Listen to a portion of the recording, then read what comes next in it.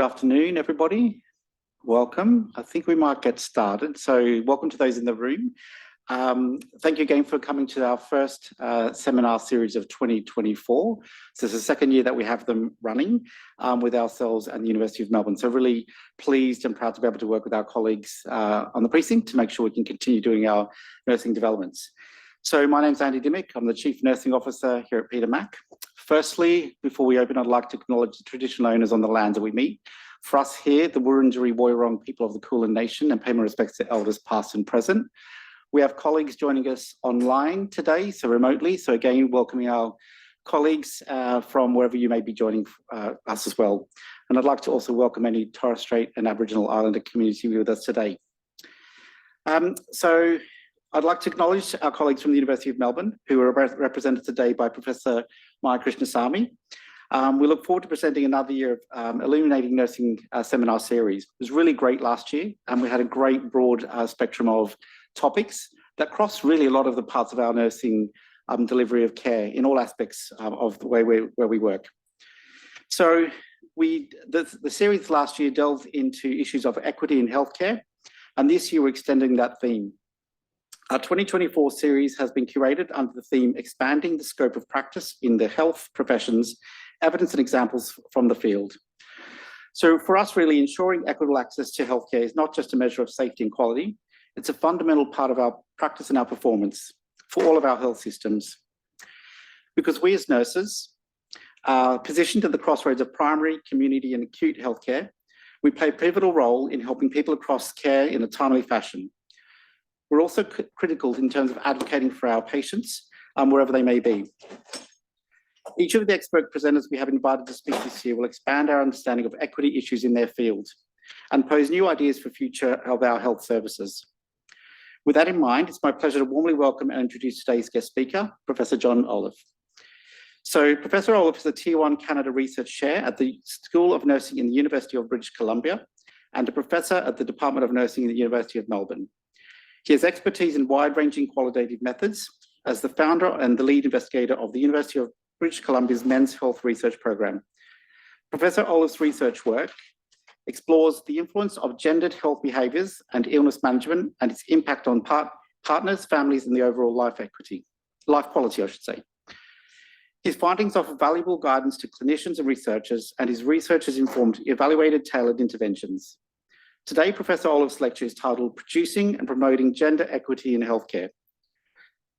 After Professor Oliffe speaks, we will have a short Q&A session.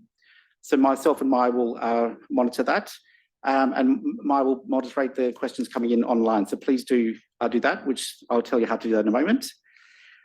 So also at the end of the session, there'll be some catering outside, so please do join us and have some bit of a networking event. So for those who would like to post questions online, please visit menti.com, which is menti.com, and enter the code 21456060. So it's 21456060. And we look forward to hearing those questions as they come through. So I really hope that you enjoy today's session. First one to kick off for the year. We've got more to follow, and we'll promote those as we go along. But again, firstly, I'd like to now hand over to Professor Oliffe for his presentation.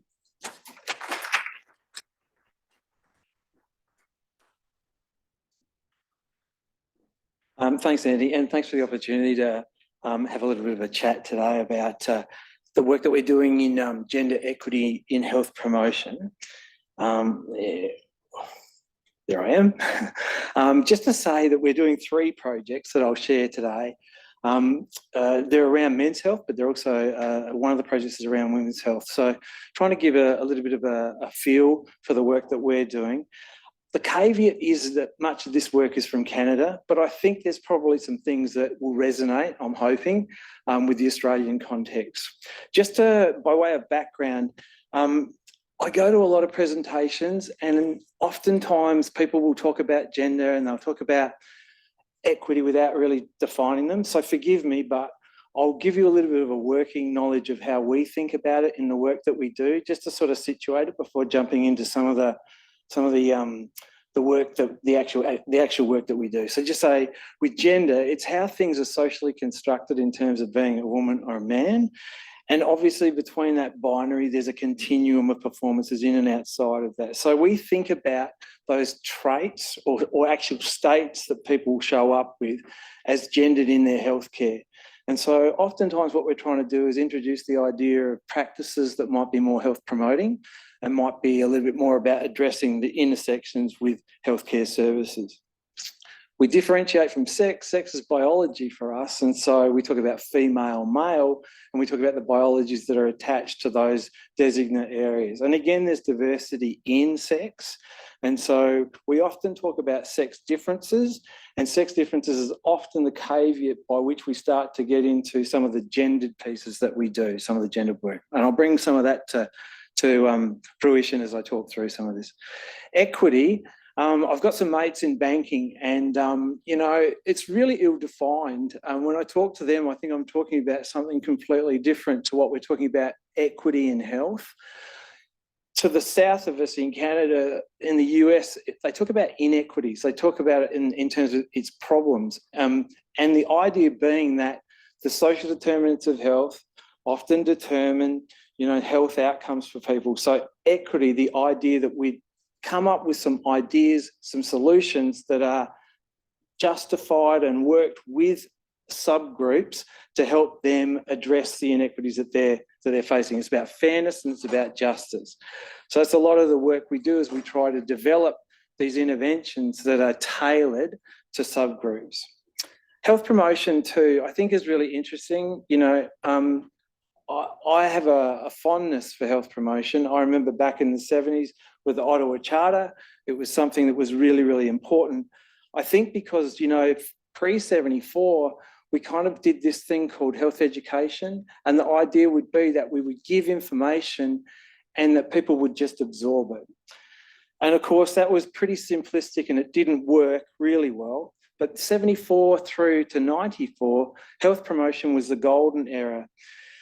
Things like MacCallum and also, you know, Jake Epp, and coming out with the social determinants of health. They attach these social determinants of health, socioeconomic status, education, income, and they attach it to health outcomes in a way that the idea was that we took some pressure off the hospitals and the therapeutic model of care, and the idea that we transfer some of that responsibility back to individuals in the community, and also some of the genesis around providing care into the community. Got a little bit awkward, got a little bit hard, because it put a lot of pressure on individuals, and that structure agency piece that's gone on for many years, that tussle, you know, sort of ended up being sort of expressed as population public health. So population public health doesn't abandon the social determinants of health, it still holds on to those, but we express it as outcomes that are very 35,000 foot, if you like. That's the epidemiology of a problem. And so in the examples that I share with you today, it's often where we come from as population public health, but the interventions are very much on the ground in terms of health promotion interventions. When I first started at UBC, there was an outgoing faculty member. Her name was Angela Henderson. I don't think I'll ever forget her. And she said to me, if you last long enough, you will hear the same thing time and again, time and again. And this is from Jake Epp in 1986. And just the first sentence there, health promotion implies a commitment to dealing with the challenges of reducing inequities, extending the scope of prevention, and helping people cope with their circumstances. I think Jake would get a gig today. I think he's quite contemporary. A whole lot hasn't changed, but I think what has changed is the political drive and that genesis for how we think about inclusion, diversity, and equity. So we're in a better place 40 years later, but the language, even though it might be new for some of us, has actually been existing for a long time. So I think health promotion, even though it's often not named, I think it's well and truly still burgeoning and doing really, really well. So the first piece that I'll share with you is just one of the contexts in which we do health equity in terms of a gendered piece. Movember came to us, I think, just pre-pandemic, and they mentioned to us that they were interested in better understanding men's relationships. And the reason that they were interested in that was because guys, when they divorce, they're 2.8 times more likely to suicide. And when they separate and they're under 34 years of age, they're 8.6 times more likely to suicide. So they came from a problem-based scenario and said, hey, we really don't know a lot about guys' relationships. So we're interested in you researching it for us, having a little bit of a look. So we did, and typically what happens in academia is that we start with a scoping review to try and understand what is out there in terms of resources and what the issues might be. Because we'd been doing suicide prevention in men for probably 15 years, and we'd recognised that relationships were part of the story, but we'd never really focused on them. So in looking at the literature, we learned a few things. Guys who are married, they do live longer. And part of it's around their emotional health. So they're better emotionally, they drink less, they use less in terms of substances, and they're less likely to develop depression and suicidality.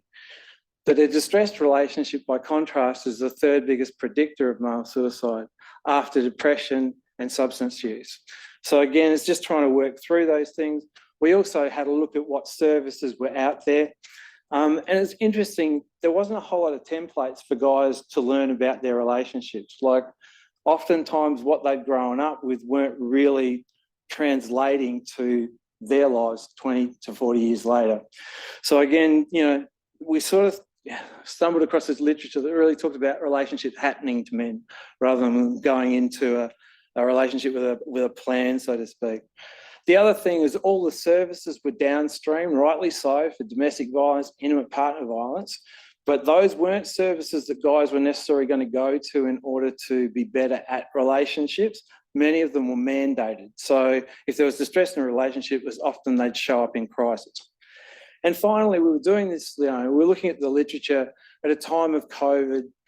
And I think, there was a lot of pressure on the domestic sphere with the lockdown and people being kind of confined in a way. And so that again sort of raised some issues around the currency of like high divorce rates that we're starting to see now.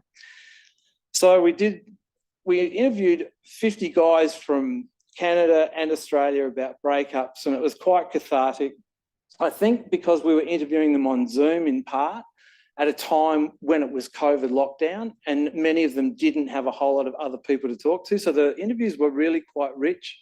We cut a bunch of empirical findings off it. It was really super interesting, primarily around mental health, the ways in which they look for help when a relationship dissolves, things like that. And we also talked to service providers who had worked with guys in relationships, oftentimes downstream with IPV, DVPs, but they had some ideas about, how to engage guys, because the typical story is that guys don't go and seek help unless it's crisis or mandated.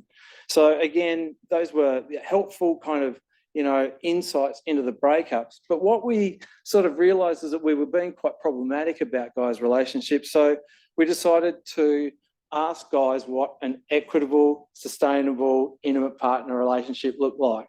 So we're funded with the NHMRC equivalent in Canada, CHR, and so they funded us to go talk to guys worldwide about what is an equitable, sustainable relationship. So this is a little bit of a cut from the first empirical cut from that data. So again, we interviewed the guys, we asked them to take photographs. So we used this method called photo voice. We say, hey, take some photographs that illustrate your experience of perspectives about intimate partner relationship that's equitable and going to be sustainable. And so it was super interesting. We got over 500 images. I'll share 3 images with you, and the first lot of findings from this study. So the first one had 92. We aggregated the straight identifying guys and to look at their data to try and understand what it was that they saw as an equitable relationship. And so about a quarter of those guys fell into what we call a neo-traditionalist.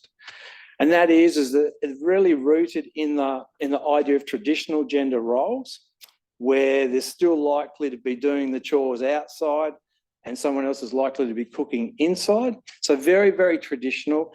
And this one from one of the participants out of the Netherlands, and he's talking about the purchase of a car, and he and his partner have decided to buy the car 50-50. They both earn the same amount of money, But his challenge that threads right through the interview is that he really is grappling with the outgoings, the expenditure in the household piece.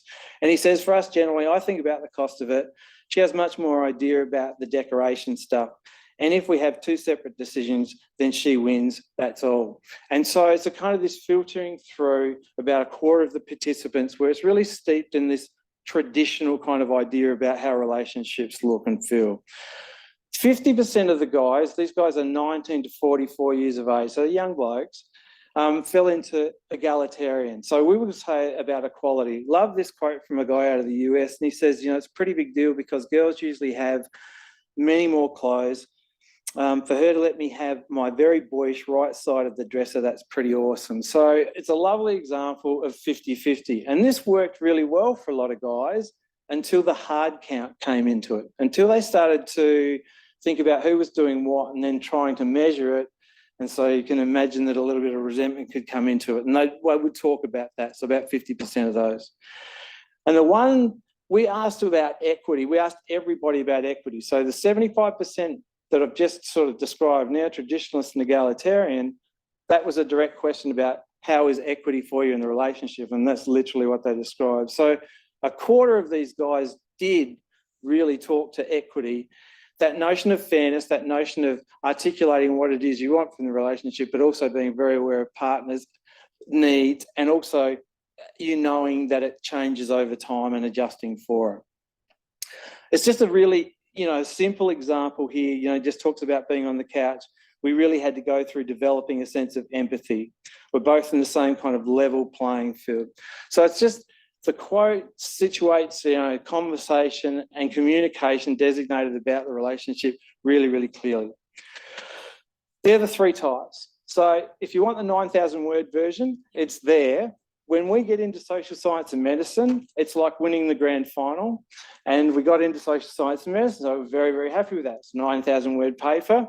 And so UBC were very happy with it as well. And they decided that we would do some press release around it. And so the way it works is we put a press release out and we talk about these three types of masculinities that guys are showing 19 to 44 years of age worldwide, and got picked up by about 150 news outlets. And one of them was the New York Post. And it's kind of interesting, they suggested that we had said that all men fit into three masculinity categories, which we never really said that, but just to say that's what they said, that was the story.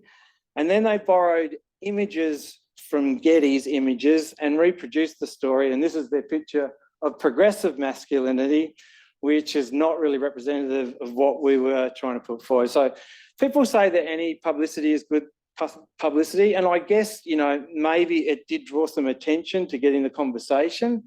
But I would say that, in terms of translating to the knowledge translation we were trying to do to bring people into a forthright conversation about how it works at home, didn't really get the traction. At least we didn't get the traction to this 3D exhibition that showed 120 of the photos and captions from the guys. So we didn't get a lot there, but we did get a lot to the quiz. So we attached a quiz, which you can take as well, around equity, neo-traditional and egalitarian. And so we did get some traction, to that with the press that was released. Interestingly, with that, we had 20 questions, and you go through and you tick which one you think is egalitarian, progressive, and neo-traditionalist. And most people drop out after around 10. So again, we learnt a couple of things with the knowledge translation. One is that you can't just put up a bunch of photos and captions. It's not going to engage people. Second is if you do something that's interactive, it's got to be brief and to the point. So again, 20 questions was too much, and we learnt that. There's a paper there that just talks about doing this work online. So photo voice has typically been done where people go into communities and work with communities, not so much with us. We were all online at that stage, still coming out of COVID. Upstream, we're working with Movember to develop some strategies and programs that would be free for guys to come to develop better relationships. And it's a way of thinking about health promotion that's upstream. If guys have better relationships from the outset, chances are the mental health is going to be better. And so some of the measures that we could insert with guys who do come to those resources once they're developed be really helpful in thinking about how to get upstream. The second example I have is from some work that we've been doing with Fuchsia Howard. She's the nominated principal investigator of this one out of UBC. Been so fortunate to be included in this one. It's about endometriosis, and it's a common inflammatory condition in which the cells similar to the endometrium, the lining of the uterus, grow in other locations in the body, most commonly in and around the pelvis and reproductive organs. We used what's called digital storytelling with this and engaged with six participants,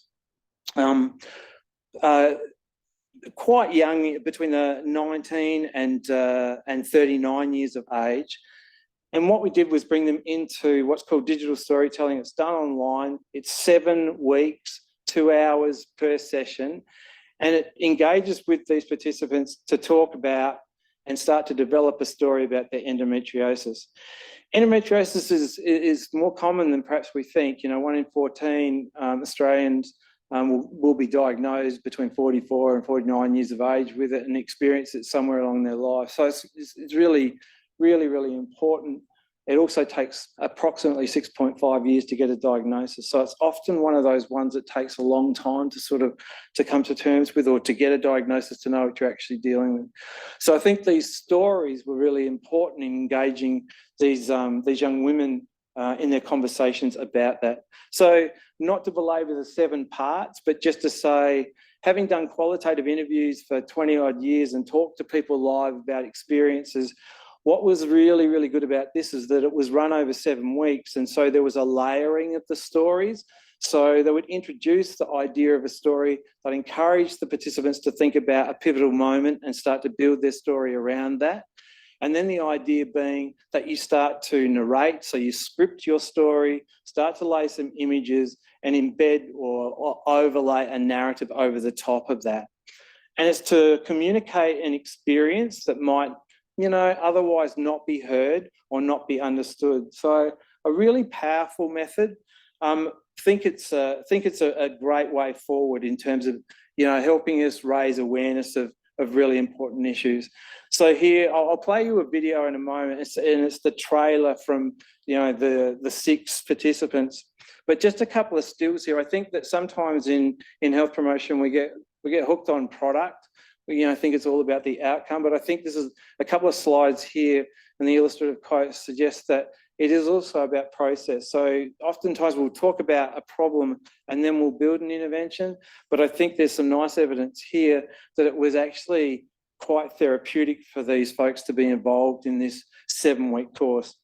From one of the participants here, I felt when reading the script itself, it took me back into that time. I couldn't believe what I went through. I was also having a rough week with my external world, and comments being made about how life isn't worth living if you don't have kids. This, of course, made me emotional. So I thought reading and revising my script would be difficult, but instead of feeling weak and unworthy, I felt strong and brave, thinking of all that I'd overcome.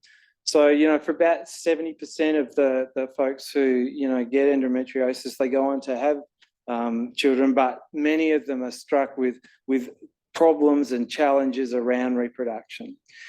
I think it's a really nice, piece where she's reflecting back on the story as well and how far she's come. So again, not to Pollyanna it, but just to say that I think, some of that retrospection can be really good. And in terms of the group being together for that 7 weeks, they still connect now, some 12 months later. So they still connect with each other. So they found some solace in that. And I think this quote sort of says it a little bit as well. Each participant, as well as all the facilitators, shared that they'd had a challenging week. One participant had only left their house really yesterday because of the smoke finally ceased. One participant had a COVID scare and had been in quarantine for the week. Another had had a health scare and been in hospital last night. Another had a horrible time with the smoke and having health issues. Another was dealing with childcare issues. All participants indicated that they were feeling quite exhausted from the week and I was astounded that they still showed up for the workshop. Even more astounded was that they all had prepared a story to share. So there was kind of homework between the 7 weeks, like so you'd come in with deliverables and would workshop it in those 2-hour sessions. So again, just to say, you know, that sense of community that we idealise as online, this was one of those sort of artefacts of it.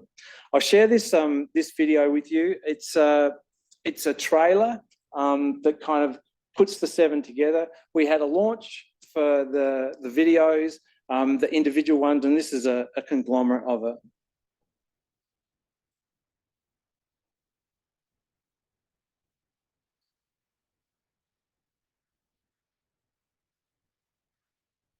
I'm a sister. I am a mother. I'm a friend.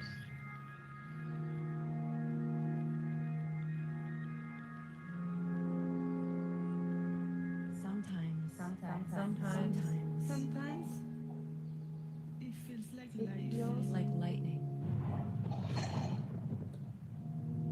Burns like fire.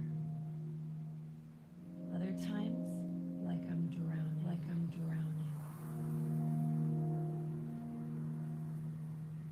And no one can hear me.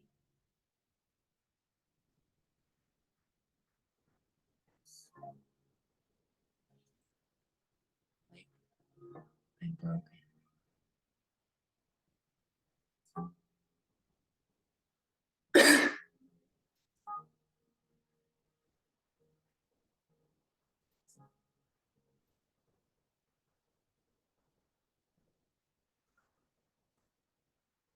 But I know I'm resilient. I am fire.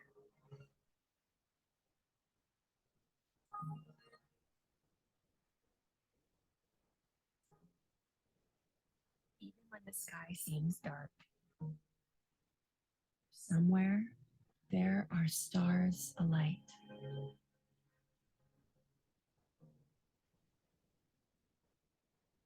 I'm not my pain. I am not my disease.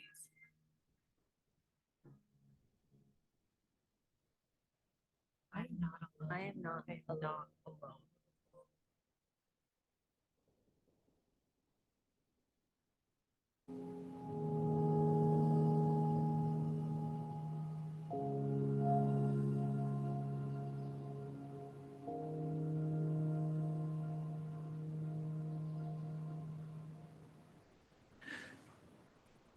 So as I mentioned, it's the work of Fuchsia Howard out of the UBC School of Nursing. It's really good, and she's just been funded to extend this work. This was a pilot just to sort of get some feasibility, acceptability on this.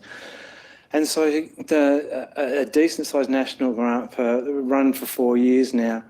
And we're starting with photo voice, and then we're moving into digital storytelling, which is kind of a neat way of doing it. She's also built a website, and this one is more a place for housing those stories, but also for information for folks. And so a couple of quotes there that I won't read, but just to say she's worked directly with the participants to build the content for the website. So that participatory action piece, really important, and some of their validation around what's there and what needed to change also in terms of some of the imaging being taken on board. So Fuchsia's done a great job of kind of raising awareness and providing a resource, because some of these people can be in an abyss for 6.5 years trying to find a diagnosis, and this can shortcut some of that at least. We published as well, just around the process of doing that first one, again, a really nice paper that chronicles, you know, in far more eloquence than what I've just done about the work that went into that. I would never claim attribution on some of these things, like, but just to say that Ryquo has just been, you know, approved. Interestingly, it's something that can really help with endometriosis, with the pain, going to the source. So it's not an analgesic, it's more about the source of the inflammation. So again, it got approved in the EC in October, in Canada in November and has just dropped here in Australia in February. So again, I'm not saying attribution, but I'm saying that sometimes raising awareness can actually be the equity driver that starts to talk to, policy and in this case, pharmacology and in terms of trying to help address some of the major issues that are associated with that piece. The third and final one that I just mentioned would be there's a report that came out of the US late last year, and it talks about loneliness as an epidemic. And I think we're starting to see some evidence of that here. There's an appointment with Nick Treby yesterday looking into loneliness and addressing it.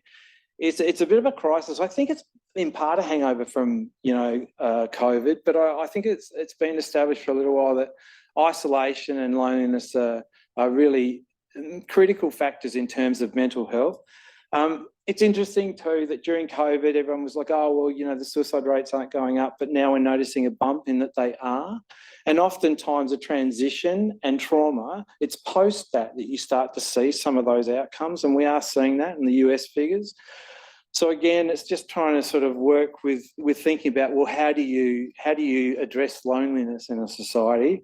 And men are particularly, there's a long history of guys perhaps not showing up in healthcare services as often as women, even when you control for the obstetrics and the gynecology aspects of those services. So we were funded to do a project that looked at how we might address men's loneliness. And that was the idea that we would put peer support into play, sort of reduce some of the pressures on services, how do guys connect? I'll share 3 slides with you. Again, it was photo voice. So we asked the guys to take photographs about connecting and some of the challenges with connecting with other guys. And so they give us these photographs. There's 65 guys who were interviewed, again on Zoom, lots and lots of data. This is Canadian data. I'll share 3 of those slides with you. This is very early on, so we've just kind of got the data in and we're just in the middle of trying to make sense of it.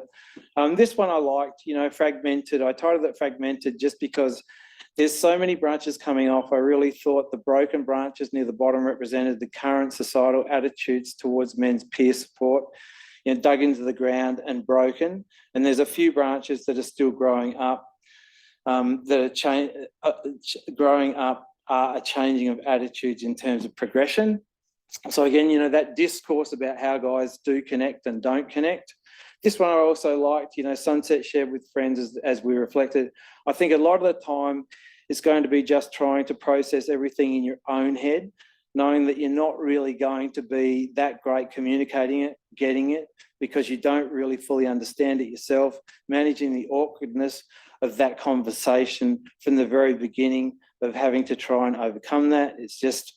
It just becomes a bit overwhelming to even begin to have that conversation. So again, just complexifying that simplicity by which you'd say, just reach out to a friend or just be there for a friend, just kind of troubling that simple idea. And I like this one especially. The only way to get you there, I think, has been it's not in us to just meet because it's not. Let's just see each other and talk and speak. It always has to be something else involved. It always has to be beers or playing billiards or going for tennis or soccer match or boxing or whatever. I don't think we're able to just sit and simply ask. I don't understand why maybe we don't see an actual benefit in simply talking. So often when we interview guys, they'll tell us about the problems of connection. And so then the intervention becomes the deliverable by which we start to address those things. So this work is the work of a postdoctoral fellow who worked with me, Paul Sharp.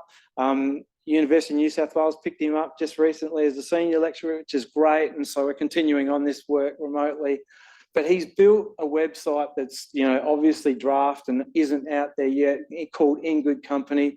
It really just talks to guys about, the kind of buddy they are. That's American speak for mate. And so just trying to work through that idea, how you show up for your friends. And what we've invested in with this one is podcasts. And so we've got about 3 or 4 in the bank.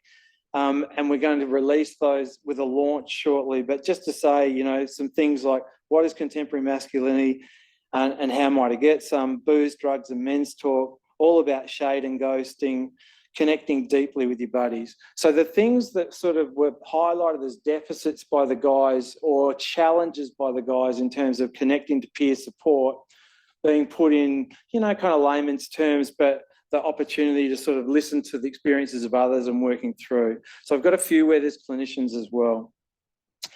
I'll finish on this. So we bid for grants. That's kind of what we do. And then we build health promotion product out of it when we get them.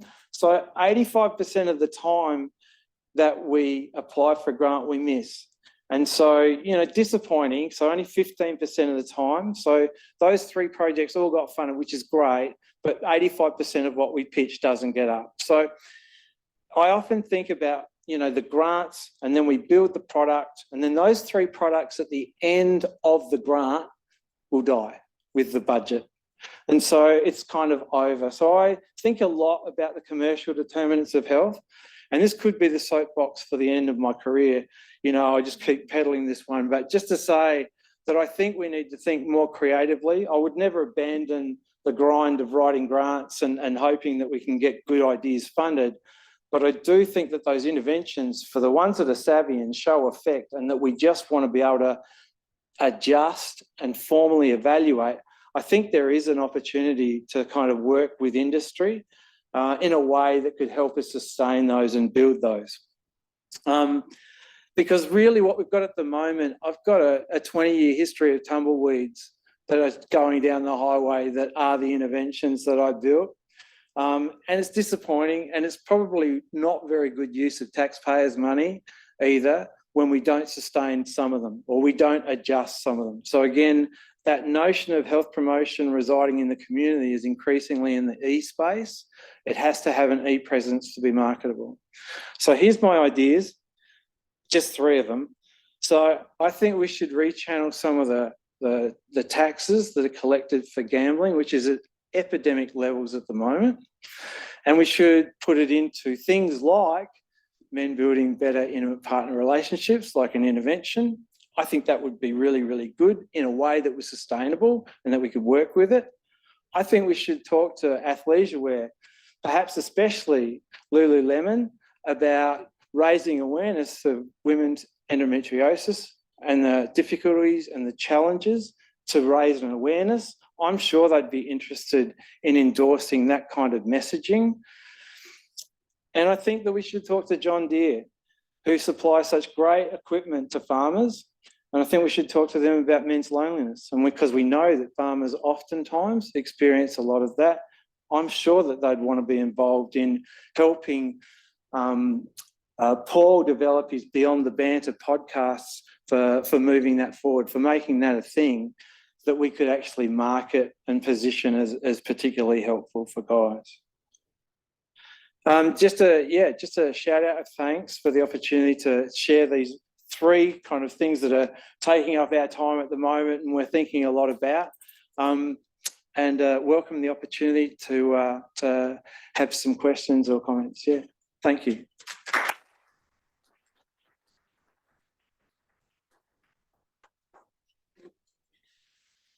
John, thank you so much. I've been scribbling things wildly and now I want to try and make some sort of coherent sense out of what I want to say, but I'm just going to try and recap a little and then we'll open it up. I might just go back on the slide. So for those people online who want to use Menti, and it gives us another sneak preview of John's slides, I'm just going to go back. So if you've got questions online that you want to put into Menti, please do. I'll just flick back, bear with me. Sorry to rush back through these. Look away if it's giving you the EBGBs. There we go. Okay. John, I think for me, there was so much in what you said. I think I loved the recommendations at the end, really innovative, dynamic thinking. And I'm sure people will have more questions about that. But of one of the many things that stood out for me, I think that issue of, raising awareness is an equity action. And I think that is an incredibly powerful message that you've given us, that we need to hold on to, that often, the tumbleweed work that we worry about actually does have that awareness raising impact, and that we should embrace that and really see that as an opportunity. So I thought that was fantastic.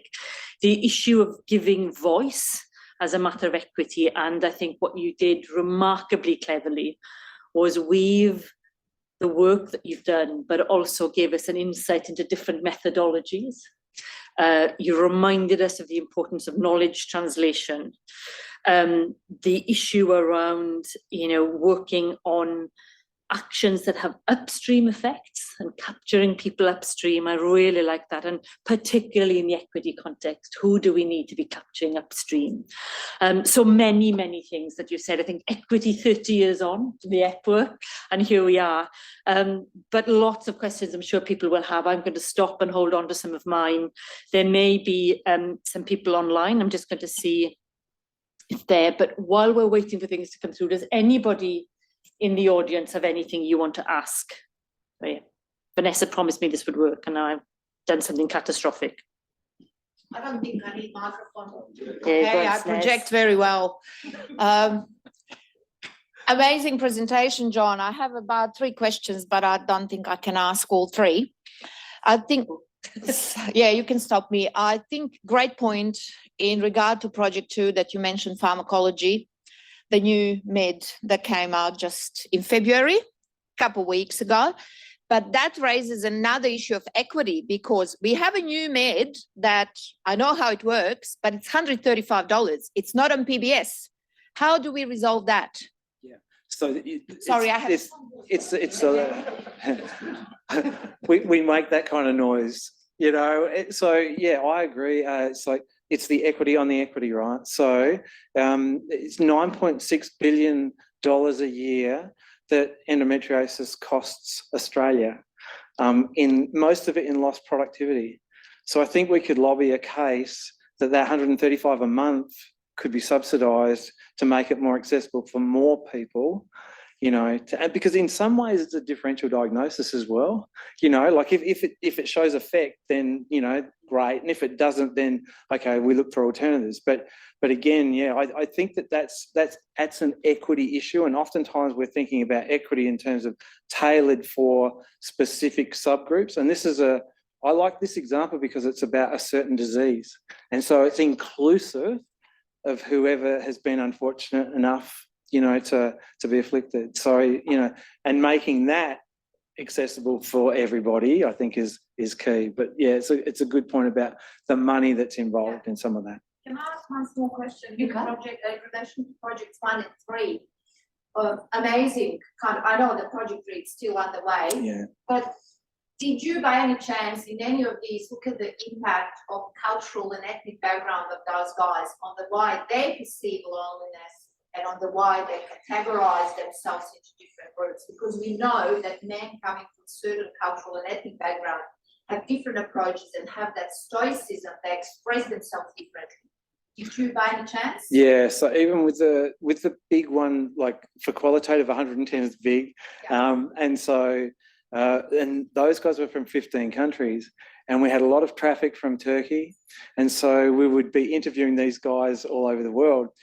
And what we've done is the first cuts empirically that we do is to find what prevails across everybody. But when we get into some comparative work and we've got a decent end to do that, then we might be able to say something a little bit more tailored, a little bit more about the nuances that we might want to consider. So I interviewed a bunch of the blokes from Turkey, and they were diverse and super interesting, and many of them had also gone to other countries. So anyway, so there's lots of nuance in it. So I think our first pass is to try and build something that would talk to guys about what equity is and what it could look like and the benefits of it, and just get them engaged in the conversation. And then I think we could think about some of the cultural pieces that we might, finesse a little bit, to acknowledge that diversity in an inclusive way too. Yeah. Because we often forget that. We do. Because, we kind of categorize and put them in one basket.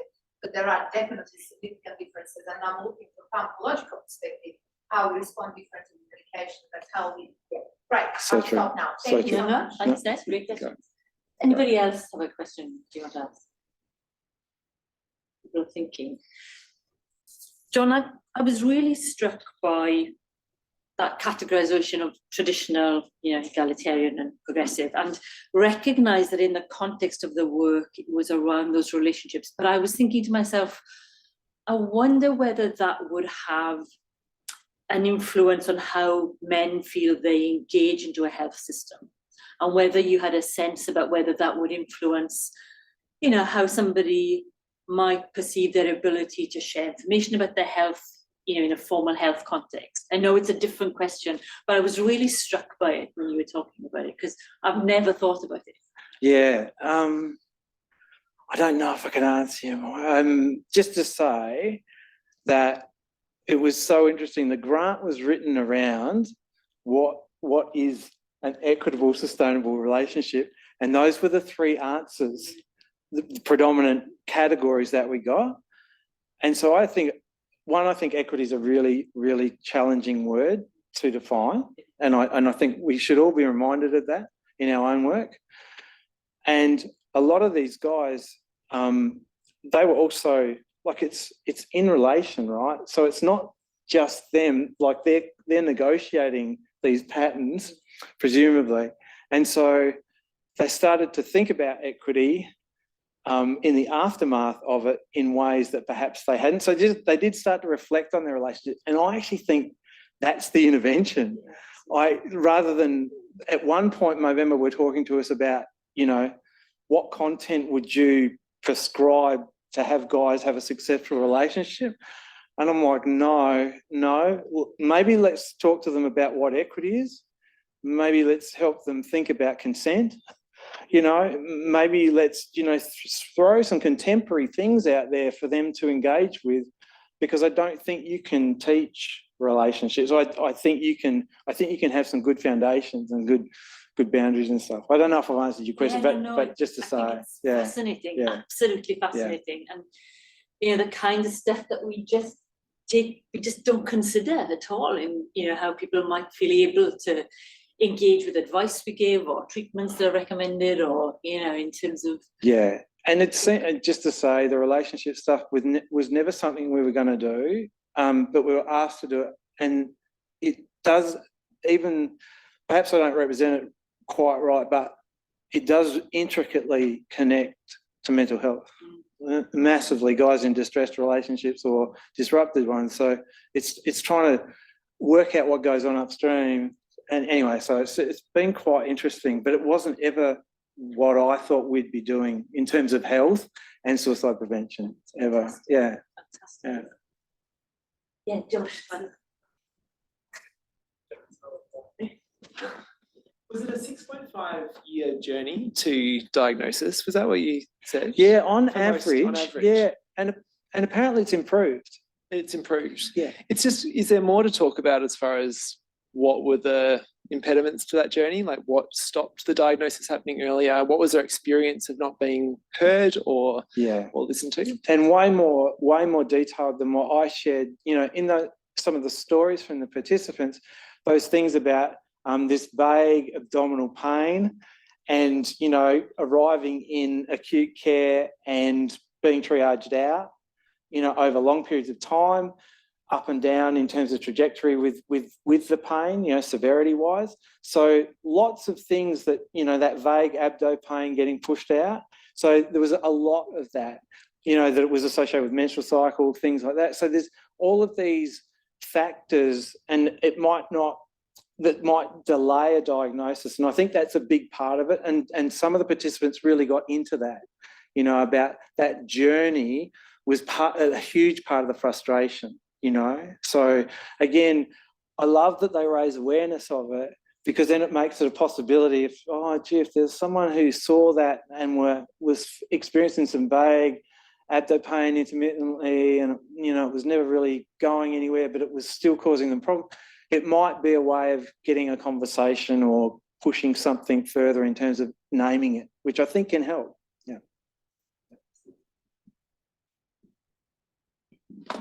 More questions. I'm just going to check I'm not doing the wrong thing by people online. I want to talk about the methodology, the photo voice particularly, John. This is slightly aside from these fantastic examples of work. and was really struck by the power of the images and thinking, you know, we're all very quick to give patients experience surveys, and just wondering whether there's been any use of something like photo voice to collect people's experience of the care that they've received and ways in which to work on it. Yeah, so they had photo voice is really, really popular. It's I did it for my PhD 20 years ago, and it was back in the day, disposable cameras, and I was told by lots of people that guys wouldn't take photographs about their prostate cancer, and they did. And it's just such a neat method. Just to say, it's very accessible now because we all got cameras on our phones, you know, so that's easy. On Zoom, we do a lot of our interviews these days, and we put it up on share screen, and the picture just takes pride of place, and you just talk to the picture. So it reduces all that right, wrong answer and direct interaction, which helps people talk in the third person, and I reckon helps a lot of people feel comfortable chatting, like they don't have to come up with the right answer. So, you know, we've had a lot of that with especially with guys. And so that photo voice has just been lovely, and it's starting to get used a little bit in terms of counselling psychology, you know, because you can take photographs and then start that third person piece and start developing a narrative therapy around it as well. So it's got lots of angles. We get called a lot on not perhaps analysing the photographs enough, not to suggest a semiotics analysis, but to say we dump the photos in. So in the one for social science and medicine, we're lucky enough to get the photos published because there was a time when they weren't publishing photos. They are now. And there's only 3 photos, so there's 1 per theme. And then they they want you to say more about the photographs, about what the symbolic nature of the photographs is and the metaphoric pieces. And we're getting better at that. You know, we're not from an arts-based background, but at the same time, I think the images are really rich, like you say. And we've had exhibitions live, and then we've had the online pieces as well. And there's something very, very West Coast Canada about, you know, the landscapes that they take and stuff like that. So that it does something in terms of place and space as well, if you're wanting that kind of analysis, just to say. Fantastic. Yeah. Oh, yeah, sorry. John, there is a bit of an underlying theme there in a lot of the studies you present in terms of the limitations that are placed on your studies from a funding perspective. So just wondering what your thoughts are around sustainability in research and how you can build sustainability into propelling this research further and to sustain it into the future. Yeah. So my nod to the commercial determinants of health there, I think it's part of it, Rosemary, because I don't know as well what it's like here, but once we get funded to describe problems and pilot test interventions, and then it stops. And so it just 20 years later, you just sort of go, gee, I want more. So again, I want conversations with industry, and I want conversations with policymakers about how we can maybe sustain something that we think is reasonable and would have ongoing adjustments. And the utopia of evaluation as an RCT, you know, randomised controlled trial as the gold standard, I'd settle for feasibility and acceptability. If we had good traffic to those 3 websites, that'd be enough for me. I'd be happy with that, because you know that you've got an encatchment, and then you can work out return visitors. And I don't mind bounce rates because I know people don't stay on long and all of that. But you know, just the ability to have something longitudinal and not die with the grant would be so great. So, you know, long answer to commercial determinants of health. I'm going to talk to anyone who will talk to me to try and get some of these just a little bit longer shelf life so we can get a better look at them empirically, you know? Yeah. We are coming to time. John, I've just on the no problem. Just your approach with the commercial aspects, I think, is really important. So quite often we'll think about partnering with pharma or traditional healthcare providers, pharmacy, GPs, or industry. So I think your aspect or your direction looking at, you know, where do people go to, for example, John Deere, what is the need of that group of people that access that type of service? And then really planning around how you deliver those services in a different way. So I think if we could, even if you can break one of those into that, you know, huge impact like loneliness, you can see how that would really have an impact, because you may not get those people any other way. So if you had any particular area of those three, Lululemon, where do you think you could start? Oh, I wouldn't mind. I mean, industry-wise, I think John Deere is neutral. I mean, there's a whole piece with the commercial determinants of health that's quite complex, as in it's not just about the company, it's about where they reinvest their money, and subsidiary companies. And there's been a lot of vilification of different kind of industries, you know, tobacco and alcohol. So it's trying to make it clean and in a way where it talks to giving back to communities. So I'd have to have a closer look. I read an article the other day. I felt like I'd have to have an MBA to really know the business side of things. But just to say, I think John Deere would be a great starting point. I think it'd be very easy to get a conversation with them about, you know, farmers and high rates of suicide amongst farmers, and maybe what we could do for loneliness. And here's something where it's just a podcast, and it wouldn't be a lot of money to just you know, seed it. And again, the athleisure, where I always feel like they're selling us health and they're branding us. So then why wouldn't you have a conversation, you know, about giving back to community in a way? I mean, you badged and brand us, maybe thinking about, you know, some good causes to put forward. And Lululemon is, you know, is predominantly, they're gendered. They're quite gendered in terms of female, you know, their encashment, but they're sort of starting to move into the men's space, especially younger men. So again, you know, I think there'd be some good sense in them thinking about causes that would help. Yeah. Don, we've come to the end of time, but it's really, I'm just going to flick forward again. It's really for me to thank you so much for such a captivating talk, incredible work, and you know, a real richness of things for us to go away and think about. There's a couple of things for those of you in the audience who are early career researchers or thinking about it. Just remember that people of John's stature say that 85% of grants don't get funded, but you just keep doing it. So thank you, John, for that reminder. And that fact that actually what matters is the stuff that does get done. Yeah. And, you know, but remarkable talk. Thank you so much. Really powerful. So for me, and I'm going to whiz through this again, so my apologies for doing this, but just want to flag the next in the series, which will be the annual Marion Barrett Lecture, which again will be on the theme of equity, and this year is called Equity in Care, Every Nurse's Business. We have three fantastic speakers, and I'm doing this because I'm going to get the date wrong if I don't get the right slide up, and then I'll be in real trouble with my boss back at work. So we have three fantastic speakers who are going to come and talk about diversity of nursing work to address equity for people with mental health issues, homelessness, and I'm going to forget the other one, homelessness and homelessness. Just trying to think, Peter. Mental health and wait a minute. Oh, and children with disability. I beg your pardon. Sorry, I should know that. But this is the flag for the Marion Barrett. QR code for you to be able to register. It is on the 9th of May, and we hopefully will see you all there. But thank you so much for your attendance today and for your interest and your ongoing interest in this really important area. Please join us outside for some networking and some time together. Thank you very much.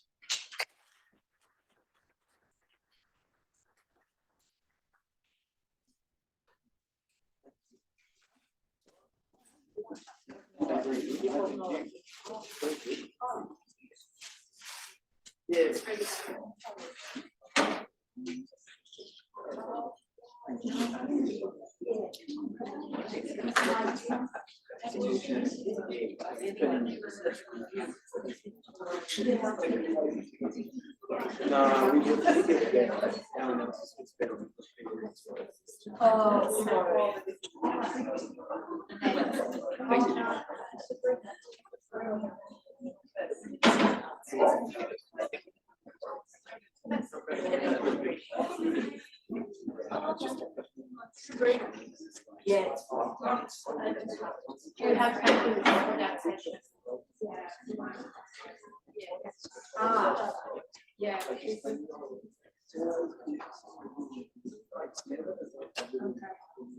So they're locked in.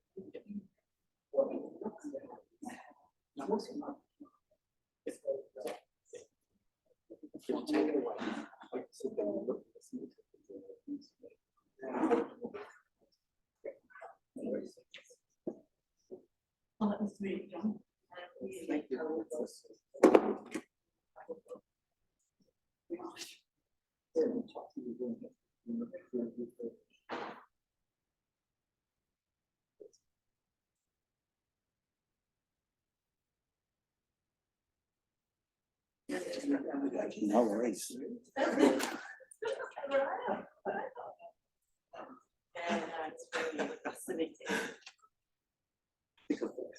You got everything? Yeah.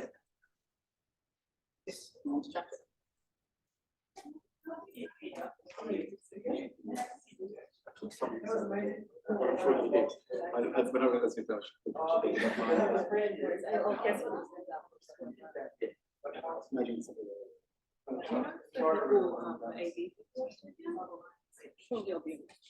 you want to give me a hand? Is that your one to take?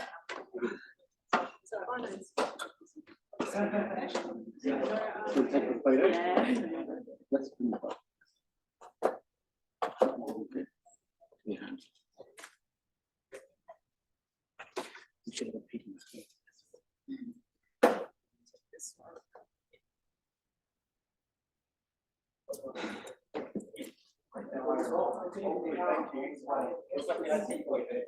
Thank you so much.